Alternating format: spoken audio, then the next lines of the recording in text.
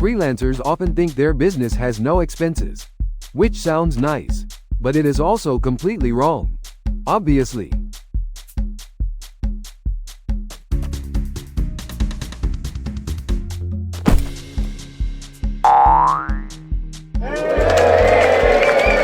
Hi, I'm Mr. Nuts, and this is Cocoverse. In Cocoverse, nobody works for peanuts, not even freelancers with no experience. This is the 4th episode of my series Business Plans That Grow Businesses. Today, we look at something freelancers almost never track: customer acquisition cost, also known as CAC. And when freelancers hear that term, most of them react like this: CAC? What CAC? In their minds, business is simple.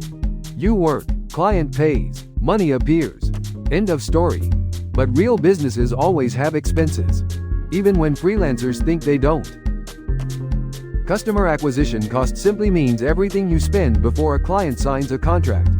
Marketing costs, advertising costs, publishing costs.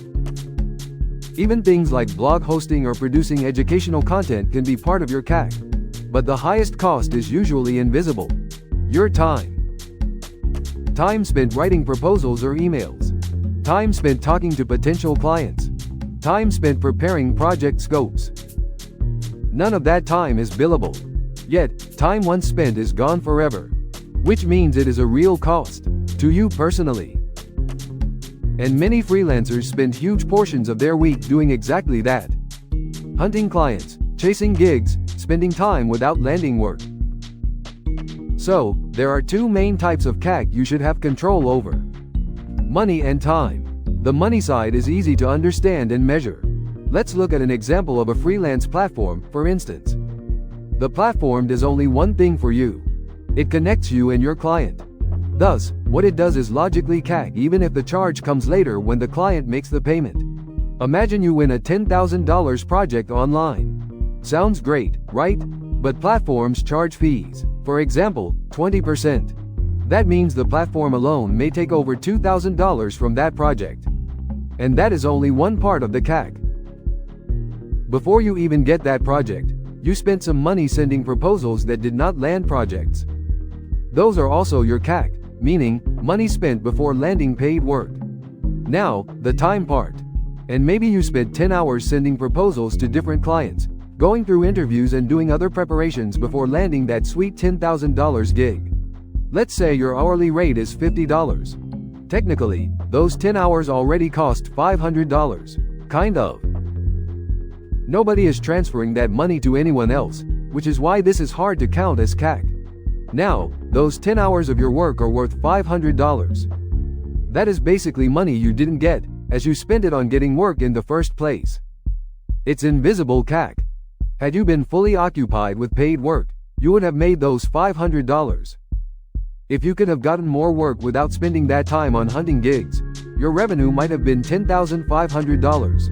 So, your total CAC to make that $10,000 revenue consists of the 20% platform fee, which is $2,000, and $500 you lost by spending that time on getting the gig.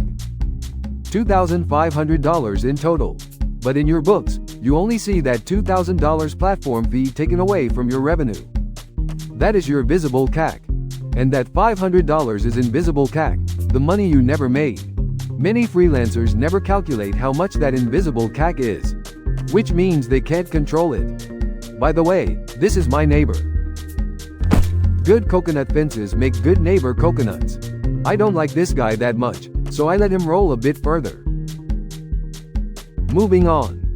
Now compare the previous CAC calculation to an entirely other scenario: networking inside a paid community. Suppose membership in the community costs $500 per year. That sounds expensive at first, hard to pay up front. But imagine that the community brings you one excellent $10,000 project, the same size as in the first scenario. Now your visible CAC is only $500 plus the time you spent on participating in networking events, doing intro calls, and joining meetings, which is the invisible CAC here. Maybe 10 hours total, again, meaning another $500. Thus, your CAC is $1,000. That is less than half of the freelance platform example. Same size project, lower acquisition cost, higher profit. The difference is, you pay for the community membership upfront. Few freelancers have the brains to do that. And that is the real lesson here. When you measure CAC, you start seeing which sales channels work for you best, which methods waste time, which strategies actually bring results. Without those numbers, you're flying blind. Just like an average coconut. You're hoping the next clients appear. And sometimes they do. But hope is not a strategy, remember that. So what should a good freelancer do? First, identify every cost involved before a client signs the contract. The visible CAC and the invisible CAC. Calculate both money and time spent. And second, calculate the total. Include time, include fees, include marketing, and your time spent on doing all the necessary preparations. Third, compare your sales channels. Some will clearly be more efficient. And finally, optimize the ones that bring the best clients with the lowest acquisition cost. Because if you ignore CAC, it quietly eats your profit. But when you control it, your business becomes predictable. And predictable businesses grow much faster. Next time, we'll dig deeper into expenses to understand why so many freelancers have so much trouble spending money on anything business related, even though it would give them a significant boost. So, see you soon again in Cocoverse. Now, back to bed.